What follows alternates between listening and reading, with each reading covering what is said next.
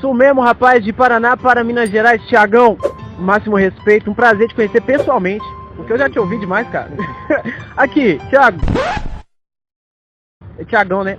Você se considera um artista? Eu faço música, e música é considerado arte, então por isso eu sou um artista. Assim como se eu fizesse quadro, se eu fizesse teatro, eu seria um artista. Claro que se eu não entender isso de uma maneira equilibrada, o fato de ser um artista, ele iria ser mais propagado do que ser um evangelista. Então eu acredito que eu sou um artista, mas esse não é o primordial na minha vida.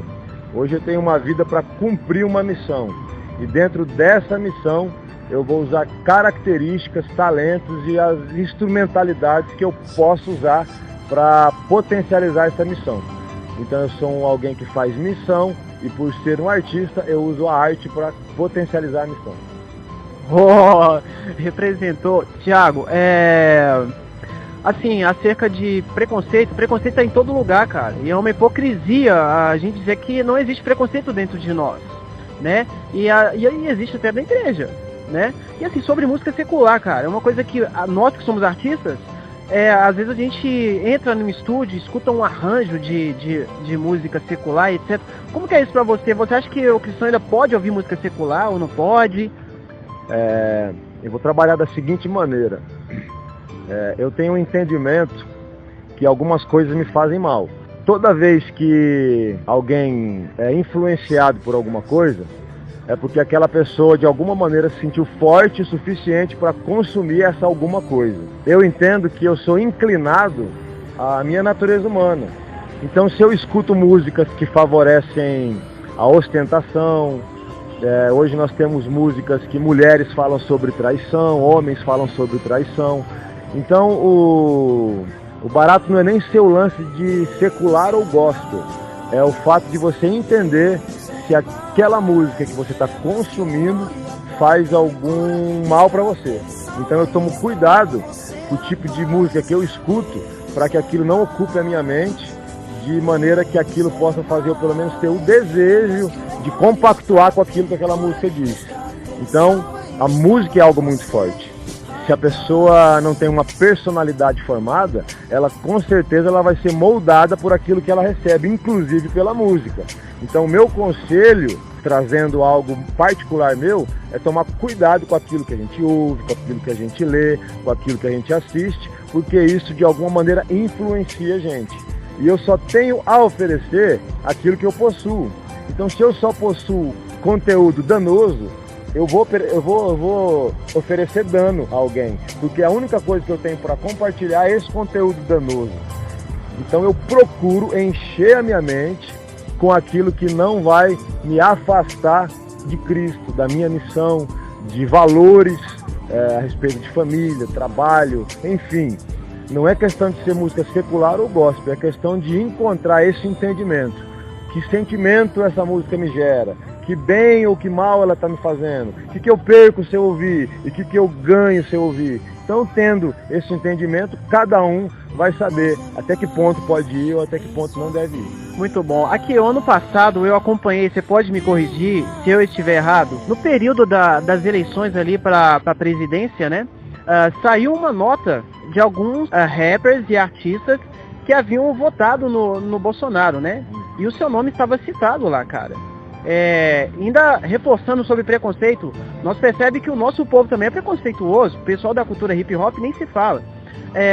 Como que foi pra você aquilo? Porque em seguida você lançou uma nota de esclarecimento, deixando bem claro, olha, eu nem me posicionei como cidadão, eu nem falei em quem eu votei. E eu vou me dedicar à política, eu vou estudar mais, você pode me corrigir se eu estiver errado, aí sim eu posso me posicionar na próxima vez.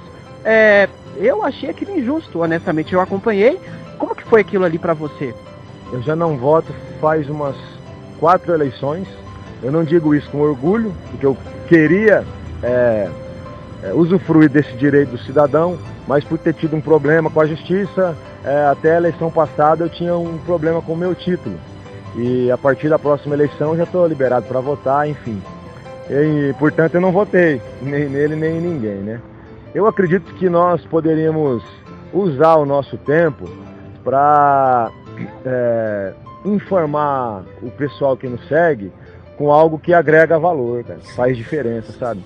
Eu acredito que uma lista dizendo em quem votou ou deixou de votar, isso não é relevante. Ainda mais quando eu faço isso no intuito de denegrir a imagem de alguém. Eu utilizo o meu tempo para coisas mais importantes.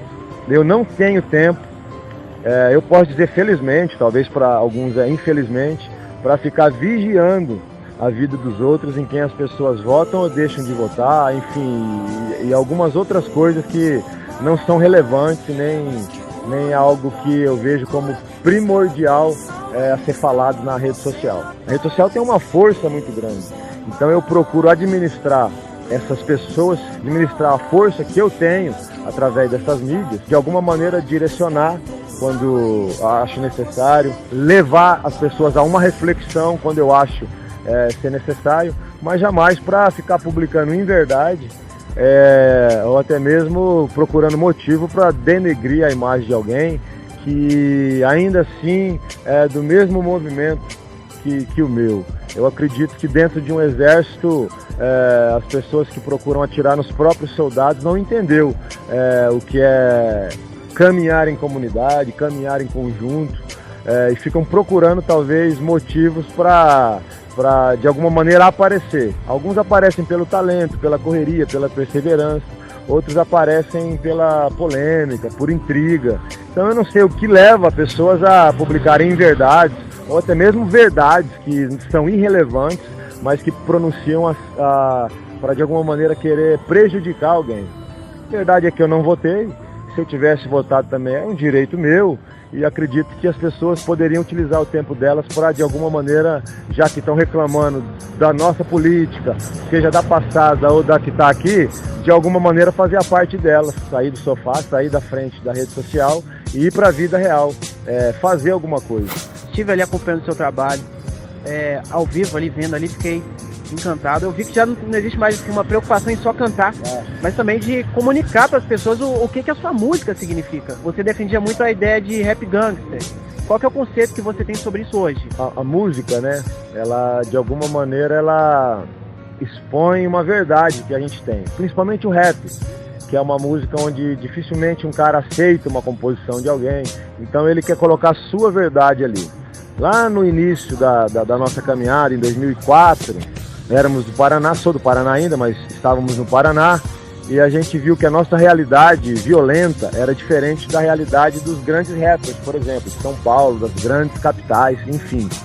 Mas nem por isso a estatística era menos dolorosa pra gente. Porque comparando que alguém numa cidade, numa metrópole, tinha uma média de 10 assassinatos, por exemplo, por dia, só fazendo um exemplo, e lá a gente perdia 2 por mês, o que eu tinha na minha mente é o seguinte: talvez morre 10 naquele lugar e é bem possível que essa pessoa não conheça nenhum dos 10, algum morador de lá. Já a gente aqui numa realidade um pouco menor, mesmo que morre menos, mesmo que o sofrimento talvez que o crime proporciona estatisticamente é menor, pra gente é tão doloroso quanto, porque a gente está vivendo isso na pele. Então eu falei, eu vou narrar isso.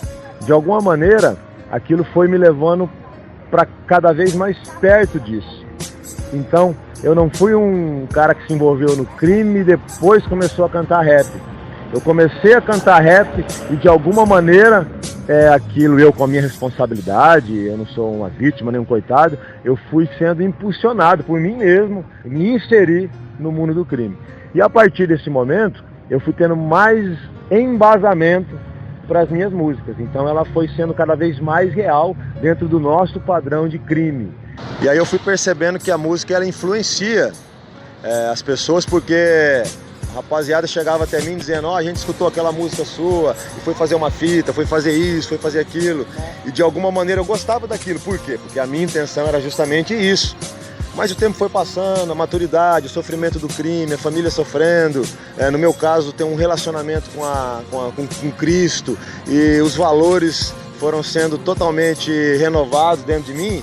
Eu comecei a não mais compactuar com as minhas próprias músicas. porque algumas músicas eram a favor da violência, principalmente contra a violência policial, falava sobre a maneira ilícita de ganhar dinheiro, seja no tráfico ou no assalto. Então eu comecei a não entender mais aquilo como algo correto a ser dito.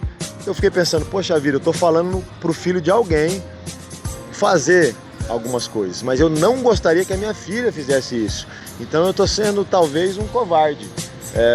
E fazer arte por arte só para continuar talvez alcançando pessoas, ganhando dinheiro, viajando, porque o nosso grupo estava sendo cada vez mais conhecido no Brasil. Eu falei, não vale a pena, porque dentro de mim queimava um propósito de fazer a diferença. Mesmo todo confuso no Gangsta, a gente fazia a diferença, porque era uma verdade que eu tinha e dentro dessa verdade fazia uma diferença, seja pro bem ou pro mal.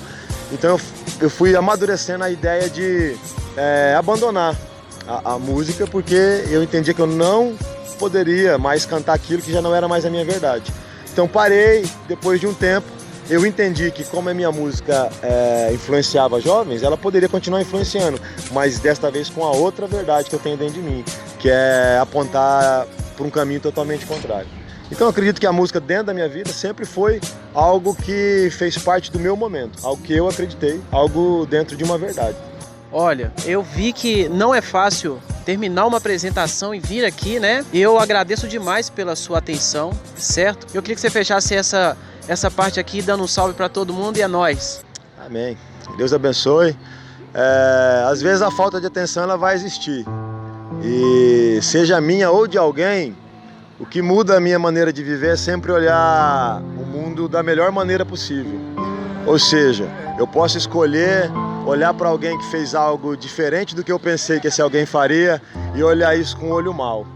Dizendo, por exemplo, o cara chegou atrasado porque ele não me respeita, porque ele não valoriza a nossa amizade. Mas eu entendo que pode ter acontecido alguma coisa, que ele pode ter esquecido, pode ter ocorrido algum problema. Ou seja, eu sempre costumo olhar a vida com um olho bom, porque isso faz eu entender o erro do outro. Então talvez algum dia ou outro eu possa até falhar nessa parte da atenção. Mas por que eu prezo isso? Depois de toda vez que eu me apresento, que eu cultuo ao Senhor, que eu ministro a palavra, que eu canto, eu faço questão de tirar foto com todo mundo. Porque tem gente que troca dia de trabalho, tem gente que pega ônibus, tem gente que viaja. E é bem provável que aquele abraço vai fazer um pouquinho mais de diferença do que tudo que eu disse, talvez. Porque talvez esse abraço é a demonstração do carinho, amor e respeito. Então sempre faço o possível e até o impossível para poder honrar a presença de todos. Então eu que agradeço a oportunidade de usar esse instrumento para alcançar nem que for meia dúzia de coração aí, para que a gente possa continuar propagando valores e trazendo sempre reflexão. Nunca trazendo também só respostas prontas, fazendo com que as pessoas pensem por si próprias e possam ir trabalhando isso no decorrer da vida, porque eu não posso apenas apontar a minha expectativa de vida, minha maneira de viver e dizer viva igual, porque pode ser que o meu igual vai prejudicar aquela pessoa. Então a nossa missão agora, através de todos esses instrumentos, é sempre trazer essa reflexão para a nossa juventude, e parabéns a vocês por estar usando esse canal para justamente fazer isso, fazer a nossa juventude refletir. Só tua graça basta.